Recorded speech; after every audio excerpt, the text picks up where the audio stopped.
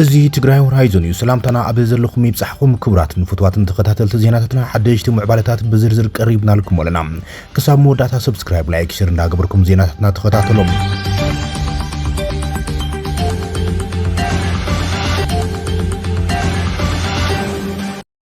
መሻርክቲ ዕጡቃት ህወሓት ወረዳታት ተቆጻጺሮም ምስ ዕጡቃት ህወሓት TDF መጻመድ ዝኾኑ ሓርነት ታይዋን ተቃለስቲ ኣብ ክልል ኣምሓራም ወረዳታት ተቆጻጺሮም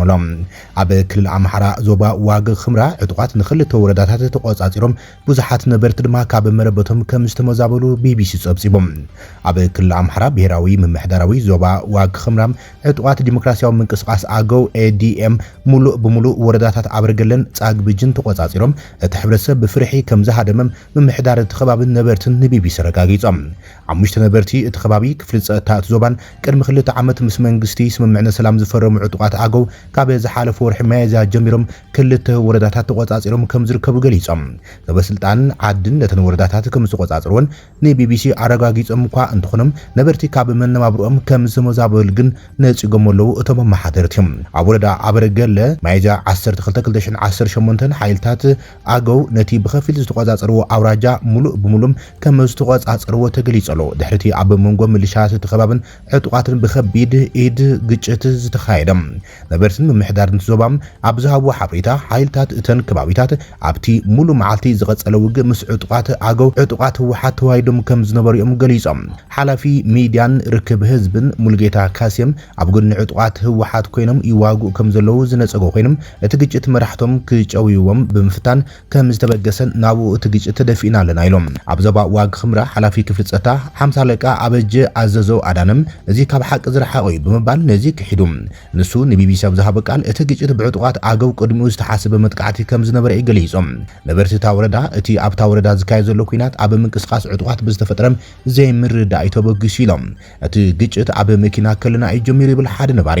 ሎጂስቲክስ ክቡ ብዝመጹ ዕጡቃት ኣገው ተጀሚሮም ን20 ክሳብ 30 ደቂቕ ብሰለስተ ግንባራት ነታ ከተማ ከቢቦማ ብምባል እቲ ውግእ ምስተልዓለ ዝረኣይዎ ኩነታት ዘንትዮም ኣብቲ ግጭት ዝካየደሉ ዝኾነ ንጹህ ሰብ ከም ዘይተጎደን እኳ እንተገለጹም ካብቲ ብክልቲኡ ወገን ዝመጹ ሓያለው ዕጡቃት ግን ከም ዝሞቱም ንቢቢሲ ተዛሪቦም ዕጡቃት ኣገው ምስ ሓይልታት ህወሓት እውን ቅድሚ 2 ሰሙን ንኣውራጃ ጻግብጂ ከም ዝተቆጻጸርዋ ነበርቲ ወረዳ ገሊጾምሎም ግንቦት 18/2018 ከባቢ ሰዓት 7 ድሕሪ ቀትሪ ሓይልታት ኣገውን ትግራይን ብሓባር ኣትዮም ዝበለ ነበርቲ ወረዳ ብጉጅለ ኣጽዋር ዝተደገፈ ምልዋጥ ተኽሲም ኣዛርያ ኣብ ዝተባሃለ ቦታ ከም ዝተኻየደ ገሊጾም እቲ ምልዋጥ ተኽሲ ክሳብ ሰዓት 10 ቅድሚ ቀትሪ ድሕሪ ምቕጻሎም ሓይልታት መንግስቲ ካብታ ወረዳ ወጽዮም ናብ ሰቆጣ ከም ዝኸዱ ኣመልኪቶም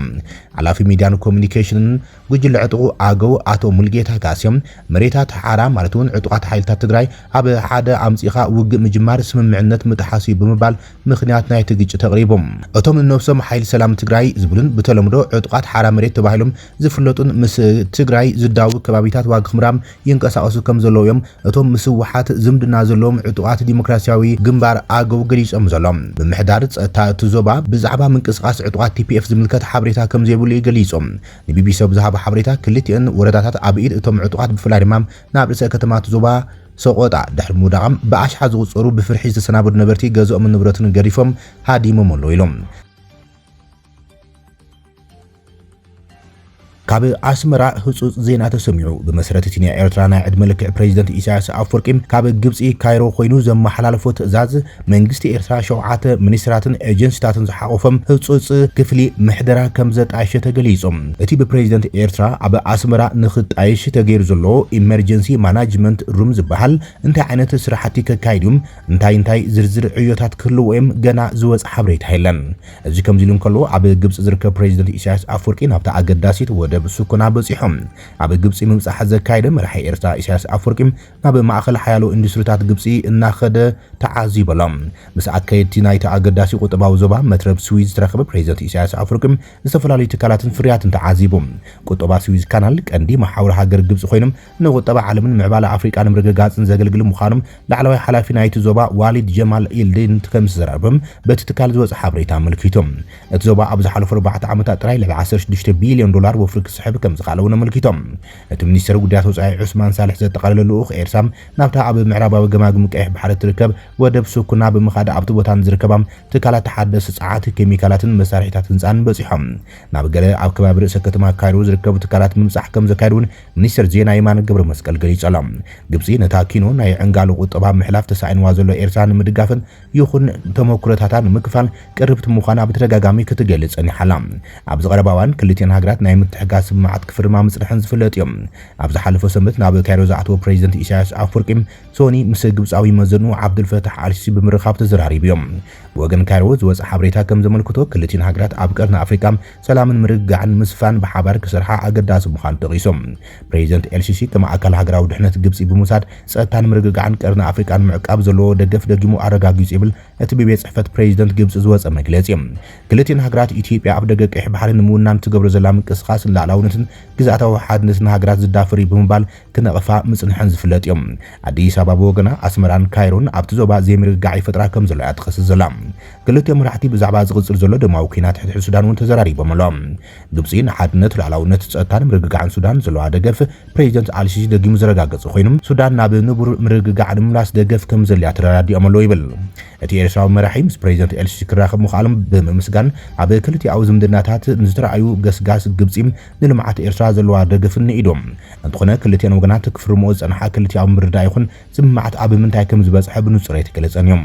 ኣብ ዝቐረባዋን ኣብ መንጎ ክልቲአን ርእሰ ከተማታት ጽዑቕ ዲፕሎማስያዊ ምብጻሕ ክግበር ጸኒሑ እዮም ኣብ ዝሓለፈ ወርሒ ብሚኒስትር ጉዳያት ወጻኢ ግብጺ ዝምራሕን ላዕለዎት ሓለፍቲ ትካላት መንግስቲ ዝርከቦም ጉጅለ ልኡኽ ግብጺ ኣብ ኣስመራ ብምጽራሕ ዝተፈላለዩ ስምምዓት ፈሪሙ ነይሮም ፕሬዚደንት ኢሳያስ ብወገኑ ኣብ ወርሒ ዳር 2025 ናብ ካይሮ ብምኻድ ምስ አልሲሲ ተዘራሪቡ እዮም ፕሬዚደንት ኢሳያስ ኣብ ዝሓለፈ ጥቅምቲ ኣብ ግብጺ ናይ 5 መዓልታት ዑደት ብምክያድ ምስ ፕሬዚደንት ዓብዱልፈታሕ አልሲሲ ተራኺቡ ዘትዮም እቶም ክልተ መራሕቲ ኣብ ርክቦም ዛዕባ ዞባዊ ምዕባለታት ጸጥታዊ ውሕስነት ጉዳይ ቀይሕ ባሕርን ኣብ ዝተዘራረብሉ እዋን ፕሬዚደንት አልሲሲ ሃገሩን ላዕላውነት ግዛኣታዊ ሓድነት ኤርትራ ንምድጋፍ ዘለዋ ጽኑዕ ተወፋይነት ደጊሙ ረጋጊጹ ምንባሩ ይዝከር ኣብዚ እዋን እዚ ኣብ መንጎ ኤርትራን ግብጽን ብደረጃ መራሕቲ ይኹን ሚኒስትራት ጽዑቕ ርክባት ይካየድ ምህላው ይፍለጥ ኣብ መፋርቕ ማይዛ እውን ብዝሓላፊ ቁጠባዊ ጉዳያት ህግደፍ ሓጎስ ገብረህይወት ዝምራሕ ልኡኽ ኤርትራ ምስ ግብጻውያን ሚኒስትራት ወጻኢ ወፍሪ ንግድን ኢንዱስትሪን መጓዓዝያ ኤሌክትሪክሲትን ጸዓትን ሕርሻን መሬትን ከምኡውን ሓለፍቲ ትካላት ባንክን መድሓኒትን ተራኺቦም ከም ዝተዘራረቡ ይዝከር እዮም ፕሬዚደንት ኢሳያስ ኣፍወርቂ ብወገኑ ኤርትራ ምስ ኩባንያት ግብጺ ኣብ ጽላታት ጸዓት መጓዓዝያን ዕደናን ሓበራዊ ልምዓታዊ ፕሮጀክታት ክትሰርሕ ድልውቲ ምዃና ሓቢሩ ነይሮም እዚ ኣብ መንጎ ኤርትራን ግብጽን ዝግበር ዘሎ ምሕያል ዝምድናት ብወገን ኢትዮጵያ ብጽቡቕ ከም ዘይጥመቲ እንግለጽ እዮም ኢትዮጵያ ግብጺ ምስ ኤርትራ ስምምዕነት መጓዓዝያ ባሕሪ ድሕሪ ምኽታማ ኣብ ቀይሕ ባሕሪ ቀጥታዊ ኣፍ ደገ ባሕሪ ንምርካብ ዝግበር ዘሎ ጻዕርታት ሰላምን ምትዕንቓፍን ንምዝራግን ትንቀሳቐሰላ ብምባል ክትኸስስ ተሰሚዓ በሐሙስ 21 ግንቦት 2026 ወሃብ ቃል ሚኒስትር ጉዳያት ወጻኢ ኢትዮጵያ አምባሳደር ነቢያት ጌታቸው ኣብ ዝሃቦ ጋዜጣዊ መግለጺ እቲ ካብ ካይሮ ዝመጽእ ዘይሃናጺ ውዲት ነቲ ኢትዮጵያ ብሰላማዊ መንገዲ ኣፍ ደገ ባሕሪ ንምርካብ ዘለዋ ድሌት ንምዕንቃፍ ኣቓልቦ ንምስራቕን ዝዓለመ ኢሉ ነይሮም ሚኒስትር በድል ዓብድላጢ ኣብ ኣስመራ ምስ ማዕኸና ዜናት ሃገር ኣብ ዝገብረ ቃል መሕጥቕ እውን ጸጥታን ምሕደራን ቀይሕ ባሕሪ ናይተን ኣብ ገማግምቲ ባሕሪ ዘለዋ ሃገራት ጥራይ ፍሉይ ሓላፍነት ክኸውን ከም ዘለዎ ብምግላጽ ኣብ ገማግም ባሕሪ ዘይርከባ ሃገራት ኣብ ቀይሕ ባሕሪ ብዝተኣሳሰሩ ዝኾነ ይኹን ስምዓት ናይ ምትእታው መሰል ከም ዘይብለን ቀጥታዊ መልእኽቲ ሕሊፍዮም ኣብ ሕዳር 2025 ምስ መንግስታዊ መራኸቢ ብዙሓን ስዑድ ዓረብ አልዓረብያ ኣብ ዝገብረ ቃል መሕትት ዶክተር በድር ዓብድላጢ ጂኦግራፊያዊ ወዲሰብ ክቕይሮ ዘይኽእል ምልክታዊ ፍርድዮም ኢትዮጵያ ድማ ክሳብ ምጽአታ ዓለም ወደብ ኣልቦ ኮይና ክትጽንሕ ብምባል ኢትዮጵያ ኣብ ቀይሕ ባሕሪ ዝኾነ ግደ ከም ዘለዋ ብምግላጽ ንኢትዮጵያ ኣቆጢዑ ምንባሮ ይስዓን ፕሬዚደንት ኢሳያስ ቀዳማይ ሚኒስትር አብይ አሕመድን ጀነራላቱን ታሪኻውያን ጽላእትና ኣብ ስሳታት ዝጀመርዎ ናይ ጽምዶ ወፍሪ ብባንዳታት ደቂ ሃገርን ሰላም ኢትዮጵያ ክዘርጉም ምስ ዝተዓጠቑ ሓይልታት ዘካይድዎ ዘለዉ ርእይ ተጻብኦም ክንሰብር ብሙሉእ ዓቕምና ተዳሊና ኣለና ኣብ ዝብልሉ ዘሎ እዋን እዮም ናብ ካይሮ መገሻ ገይሮም እቲ መገሻ ኢሳያስ ኣፍወርቂ ድማ ካብ ግብጺ ቁልጥፍን እዋናውን ሓገዝ ንምሕታት እዩ ብምባል ኣፍሪካን ሪፖርት ሓድሽ ጸብጻብ ዘርጊሓላ ቀዳማይ ሚኒስትር አብይ ኣብ ዝቕንያት ብሽም ከይጠቐሰ ታሪኻውያን ጽላእቲ ዝበሎም ሓይልታት ክኸሶም እንከሎም ብወገን ኢትዮጵያ ታሪኻውያን ጽላእቲ ዝበሃላ ኣብ ባህላ ግን ንግብጺ ዘነጻጽር ምዃኑ ዝግለጽ ብዙሓት ባህቀንን ጎስጓስን ኣዲስ ኣበባ ዝከፉ ኤርትራውያን ሃገሮም ምስ ግብጺ እትገብሮ ጸጥታውን ቁጠባውን ስምዓት ናይ ኢትዮጵያ ስጋኣት ክብድህ ተጽቢት ይገብሩ እዮም ብኻልእ ወገን ኤርትራ ምስ ስዑድ ዓረብ ጥቡቕ ዝምድና ክትፈጥር እንከላ ኢትዮጵያ ብወገና ምስታ ኣብ ጉዳይ ሱዳን ጸጥታዊ ምትእታው ትገብረላ ተባሂላ ትኽሰስ ዘላ ሕብራት ኢሚሬት ዓረብ ዘለዋ ዝምድና ክትሕይሎ ጸኒሓ ኢሚሬት ዘቕርበላ ክስታት ኣብ ኩናት ሱዳን ጭብጥታትን ምትእታውን ዘይብሉ ብምባል በቀጻሊ እናንጸጎ ተመጽያ ኣብ ዝሓለፈ ወርሒ ሚኒስትር ጉዳያት ወጻኢ ግብጺ ዶክተር ዓብድላጢ ዝመርሑ ላዕለዋይ ልኡኽ መንግስቲ ግብፂ ኣብ ኤርትራ ዑደት ብምግባር ምስ ፕሬዚደንት ኤርትራ ኢሳያስ ኣፈወርቂ ተራኺቦም ንግብፂ ንኽበጽሕ ዕድመ ከም ዝሃቦ እዩ እቲ ጸብጻብ ኣመልኪቱ ዘሎ።